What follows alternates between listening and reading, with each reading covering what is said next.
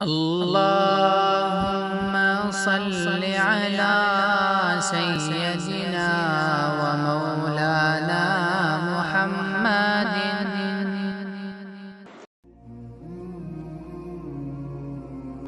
اعوذ باللہ من الشیطان الرجیم. بسم اللہ الرحمن الرحیم.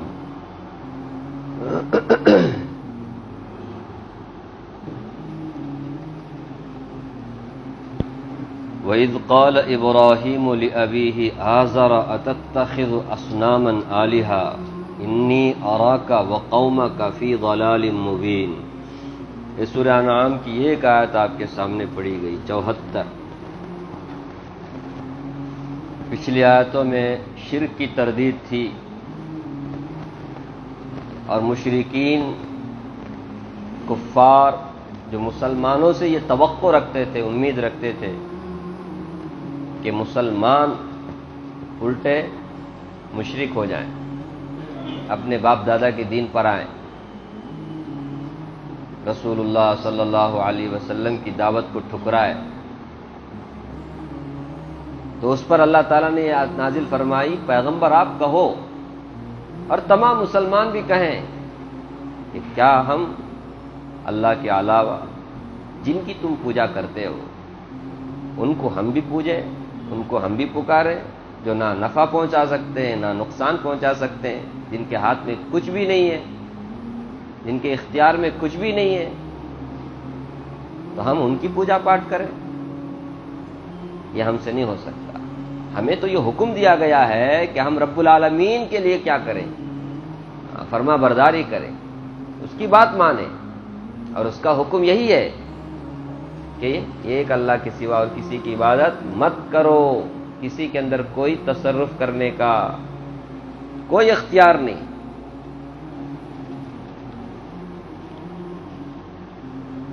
جو کچھ اختیار ہے اسی اللہ کے قبضے قدرت میں ہے. یہ بھی حکم دیا گیا نماز قائم کرو، اللہ ہی سے ڈرو، اور اسی کی طرف تم سب کو لوٹ کر کے جانا ہے، جمع ہونا ہے. وہ آسمان و زمین کا پروردگار ہے، اور جس دن قیامت قائم ہوگی بس کن، اس کا کن کہنا ہی وہ بھی سمجھانے کے لیے، اس کا بس ارادہ ہی کافی ہے، ساری دنیا تباہ برباد ہو جائے گی، اور اس کا کہنا سچ ہے. اسی کے قبضے قدرت میں ساری حکومت ہے. آج تو عارضی حکومت اللہ نے دی، ایک دن آئے گا یہ عارضی حکومت بھی کسی کے پاس نہیں رہے گی.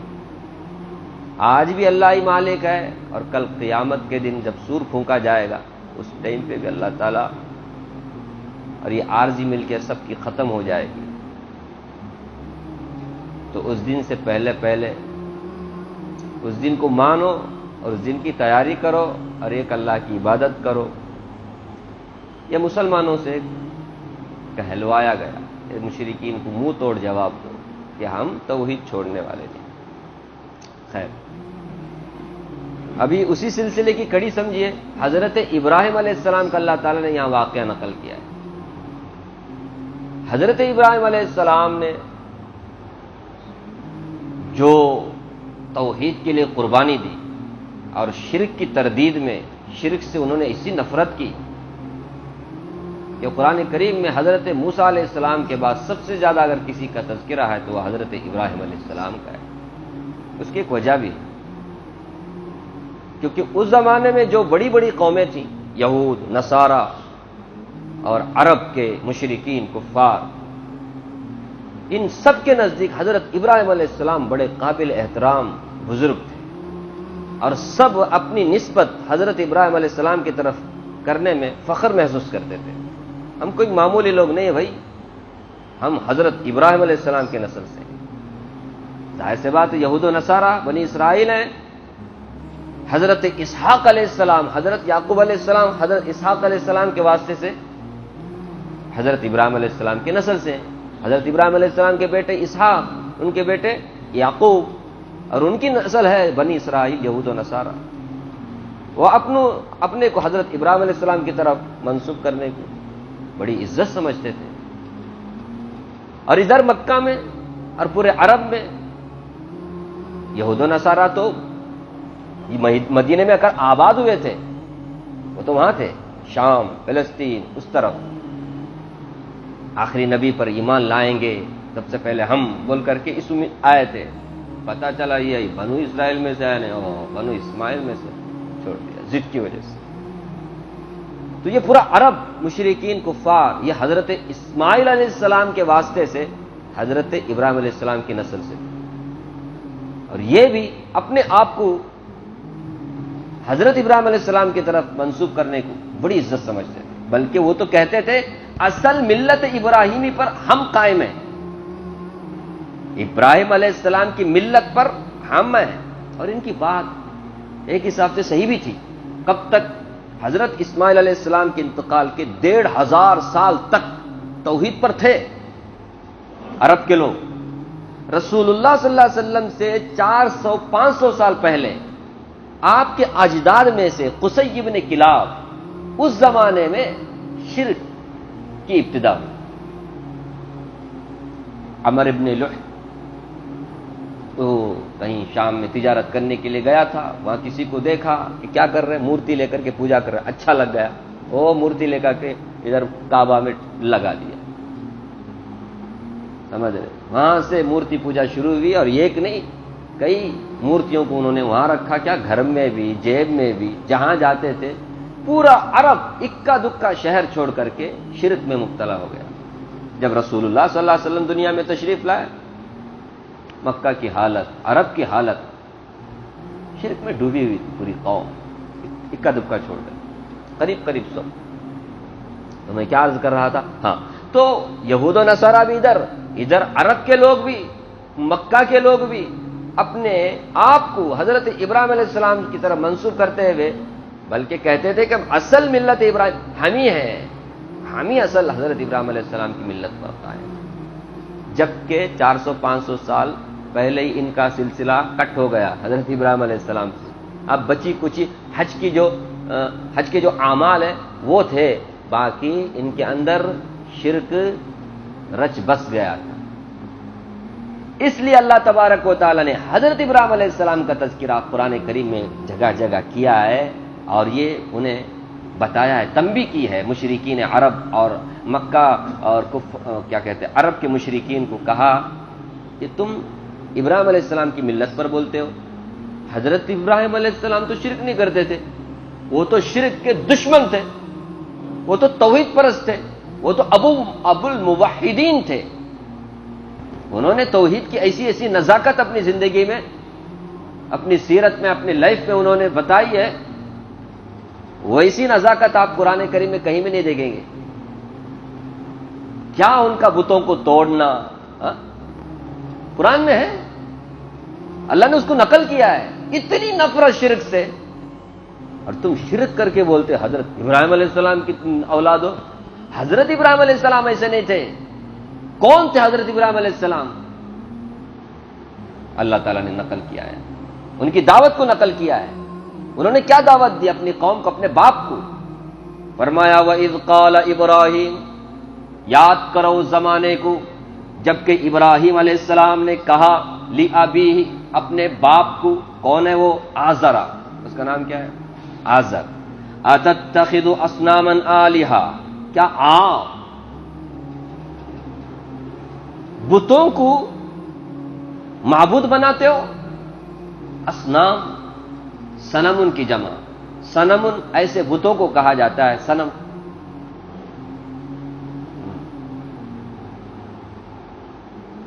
صنم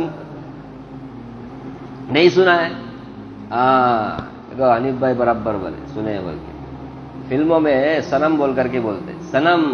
یہ جو صنم ہے نا، اصل میں عربی میں صاد نون میم والا صنم، ایسے بت کو کہا جاتا ہے جو انسانی شکل صورت میں بنایا گیا، چاہے وہ مٹی سے بنایا ہو، سونے سے بنایا ہو، یا لکڑی سے بنایا ہو، کسی سے بھی بنایا گیا ہو، لیکن اس کی ایک شکل ہے، انسانی شکل. ایسے بت کو صنم کہتے ہیں عربی میں. اور مشرکین صرف ایسے ہی بتوں کی پوجا نہیں کرتے تھے، بلکہ مشرکین ایسے بھی بتوں کی پوجا کرتے تھے جس کی کوئی شکل ہی نہیں ہوتی تھی. صرف پتھر لیا، صرف کوئی درخت لیا، ایسے کو عربی میں وثن کہتے ہیں، واو سا نون. فَاجْتَنِبُوا الرِّجْسَ مِنَ الْأَوْثَانِ وَاجْتَنِبُوا قَوْلَ الزُّورِ، سورہ حج میں اللہ نے فرمایا یہ جو وثن ہے نا، اوثان اس کی جمع ہے، یہ رجس ہے، گندگی ہے، بچو اس سے، گندی چیزیں ہیں۔ کس کی پوجا کر رہے ہو تم؟ درخت کی، پتھر کی، کچھ بھی نہیں ہے۔ ارے پوجا کرنے پہ آیا ہے تو یہ کس کی بھی پوجا کرتے؟ اسکوٹر کی پوجا کرتے، رکشے کی پوجا کرتے، اسکرو ڈرائیور کی بھی پوجا کرتے، مشینوں کی پوجا کرتے۔ ابھی بھی آپ ہی بتاؤ کوئی شکل ہے اس کی؟ نہیں، کوئی شکل ہے؟ اب بولیں گے نہیں وہ اسکرو ڈرائیور وہ بھی ایک شکل، میں وہی بتا رہا ہوں، انسانی شکل، کوئی جاندار شکل اگر اس کو صنم بولتے، ایسی کوئی شکل کا نہیں ہے، بس بغیر کوئی شکل صورت والا تو اس کو وثن کہتے ہیں۔ دونوں منع ہے، سمجھ رہے؟ ہاں، یہ جنم استھلا ہے بول کر کے اس کی بھی پوجا کرتے، یہ جنم استھلا ہے کرنے والے، وہ ان کے حساب سے اللہ حفاظت فرما، مسلمان بھی کرتے، اللہ حفاظت فرما۔ کون وہ رفائی بول کر کہاں ہے تو ان کا جنم استھلا، انہوں آ کو بیٹھ کے گئے تو اس کی بھی کیا، اس کی بھی پوجا شروع کر، بیٹھ کے گئے، بس بیٹھ کے گئے پوجا شروع، وہاں ایک بہت بڑا مندر یا بہت بڑا مزار، اللہ حفاظت فرما، جیسے غیروں مسلمان بھی کرتے۔ ابھی وہاں کوئی مورتی ورتی کچھ نہیں ہے لیکن پوجا ہو رہی ہے، اس کو وہ وثن بولتے ہیں، سمجھ رہے؟ نہ وثن صنم دونوں کو کیا اللہ نے قرآن کریم میں نقل کیا ہے، بچو اس سے، یہ تمہارے معبود نہیں۔ خیر، میں کیا عرض کر رہا تھا، اصنامن اس کی جمع ہے، آلہہ الہ کی جمع، معبود، لا الہ کہتے ہیں، لا الہ کوئی معبود نہیں، کوئی عبادت کے لائق نہیں، الا اللہ صرف اللہ ہے عبادت کے لائق، اسی کی جمع ہے آلہہ، کیونکہ ان کی ایک نہیں دو نہیں نا، کتنے معبود۔ ابھی اسی ہمارے انڈیا میں 33 کروڑ ہے بولتے ہیں، کتنے؟ 33 کروڑ جن کی پوجا کی جا رہی ہے۔ آدمیاں ہوتے نہیں ہے، ایک زمانے میں آدمیاں ہوتے نہیں تھے، خدا ہوتے اس سے بھی زیادہ۔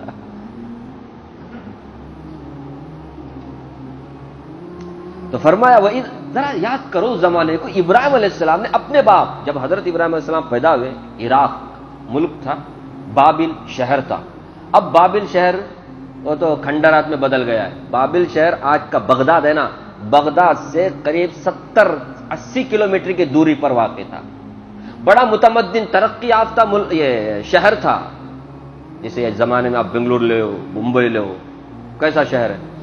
ایک زمانے میں بڑا متمدن ترقی یافتہ شہر تھا، اور اس پر راج کرتا تھا عراق پر نمرود، بڑا ظالم تھا، مصر میں جیسے فرعون تھا ایسے یہ عراق میں تھا۔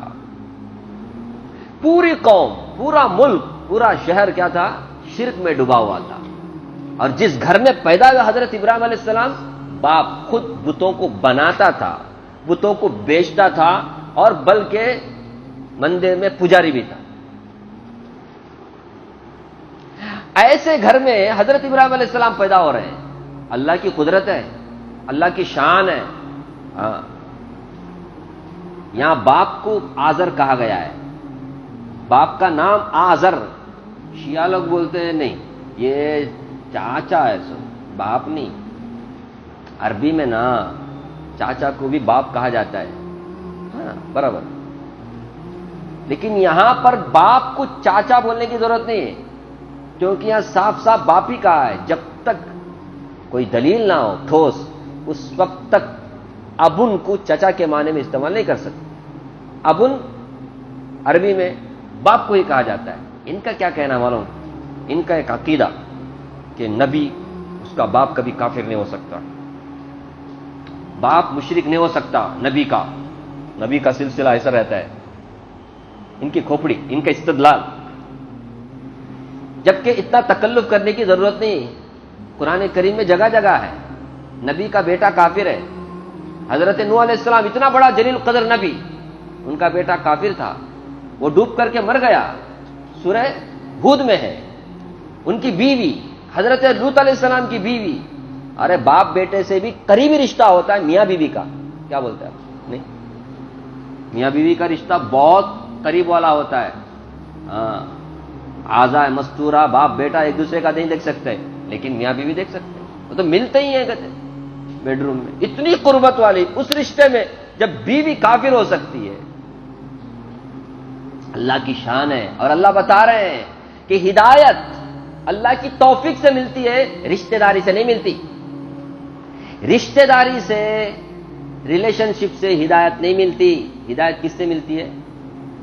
یخرج الحی من المیت ومخرج المیت من الحی، زندوں سے مردے کو نکالتا ہے، مردوں سے زندے کو نکالتا ہے، عالم کے پیٹ سے جاہل کو نکالتا ہے، جاہل کے پیٹ سے عالم کو نکالتا ہے، کافر کے پیٹ سے مومن کو نکالتا ہے، مومن کے پیٹ سے کافر کو نکالتا ہے۔ وہ قدرت والا ہے، اس کی شان ہے، وہ بتاتا ہے کہ ہمارے پاس ہدایت کی قیمت ہے، رشتہ داری کی کوئی قیمت نہیں اس معاملے میں، سمجھ رہے؟ ورنہ رشتہ داری میں ہوتے تو کیا ہوتا تھا؟ دیکھو نا، فرعون کی بیوی مسلمان ہے، لوط علیہ السلام کی بیوی کافر ہے۔ شان ہے اللہ کی، تو اس میں تکلف کرنے کی سب ضرورت نہیں۔ ان کا یہ جو استدلال ہے غلط ہے، کوئی دلیل نہیں ان کے پاس۔ یہاں صاف کہا گیا ابھی باپ، کون ہے وہ؟ آزر۔ تو باپ سے کہا، دیکھا باپ ہے نا، دیکھا بچپن سے دیکھ باپ بتوں کو بنا رہا ہے، اسی کی پوجا کر رہا ہے اسی کے سامنے۔ اللہ تعالیٰ نے ایک جگہ فرمایا وَلَقَدْ آتَيْنَا إِبْرَاهِيمَ رُشْدَهُ مِنْ قَبْلُ، ہم نے بچپن سے ہی ابراہیم کو ایسی سمجھ دی تھی۔ انبیاء ویسے بھی کیا ہوتے ہیں؟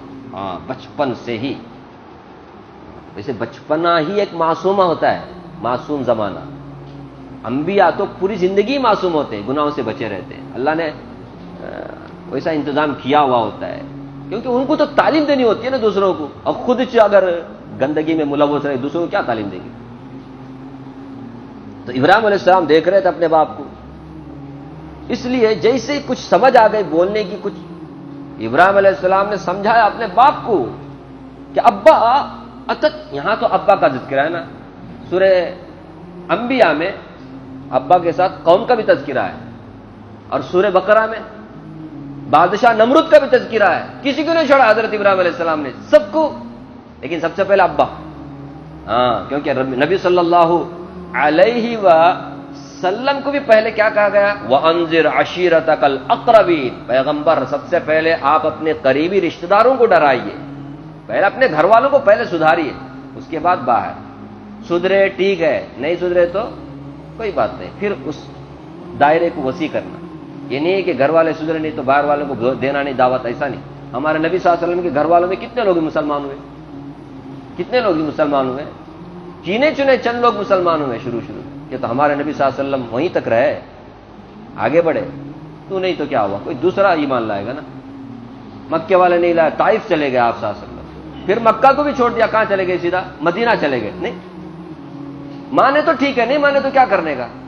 کام ہمارا کیا ہے؟ ابتدا، شروعات، ایک ترتیب، پہلے گھر والے، پہلے بیوی، پہلے بچے۔ چنانچہ حضرت ابراہیم، نبی صلی اللہ علیہ وسلم حضرت خدیجہ سب سے پہلے ایمان لائے، دوست حضرت ابوبکر، بھائی حضرت علی، غلام حضرت زید، پٹا مسلمان ہوئے قریب کے، لیکن چاچا میں سے بہت سارے نہیں لائے، پھوپھیوں میں سے کچھ لوگ نہیں لائے، بہت سارے نہیں لائے۔ تو آپ نے دعوت نہیں چھوڑی، آگے بڑھتے گئے۔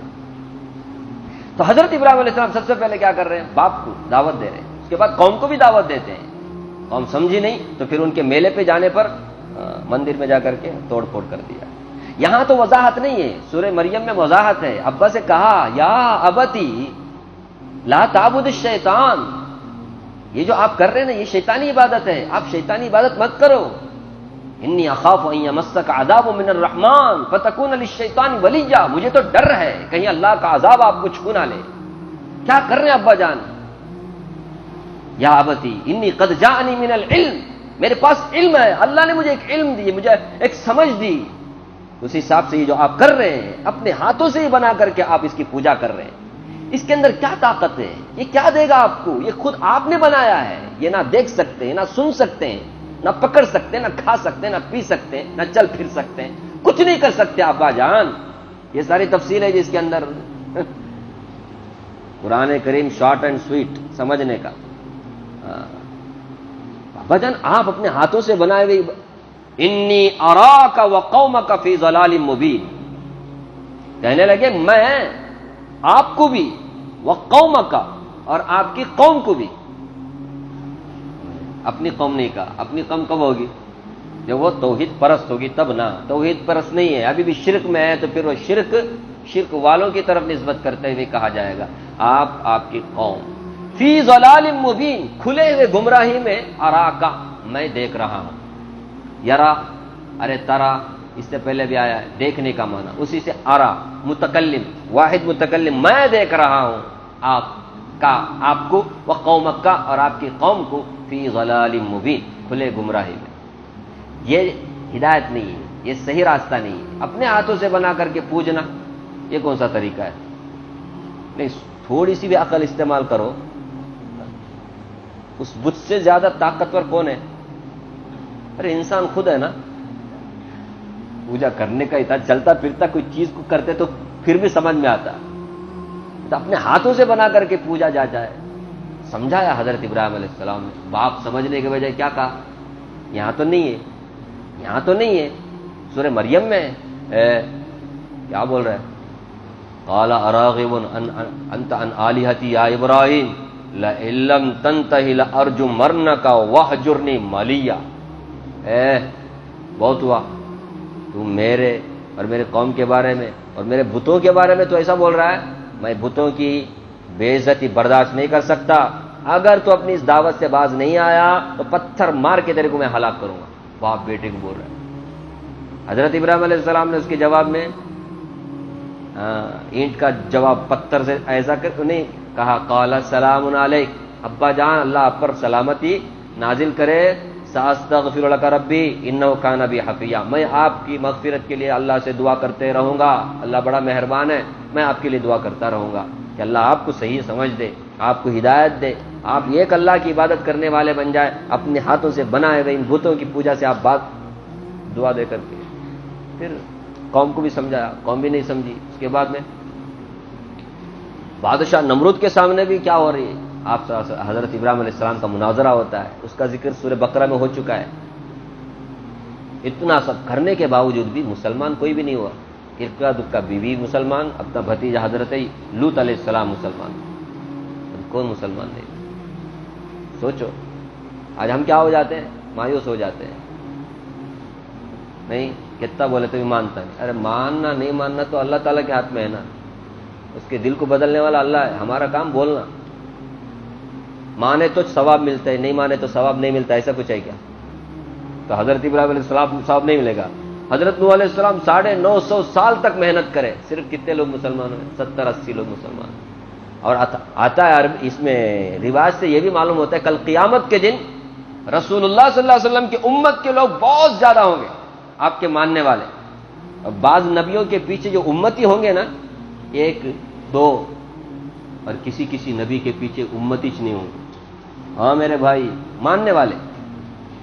اسی لیے تو ہمارے نبی نے فرمایا، خوب بچے جننے والی عورت سے شادی کرو تاکہ اولاد زیادہ ہو اور میرے ماننے والے زیادہ ہو، اور میں کل قیامت کے دن فخر محسوس کروں کہ میرے ماننے والی قوم کتنی ہے۔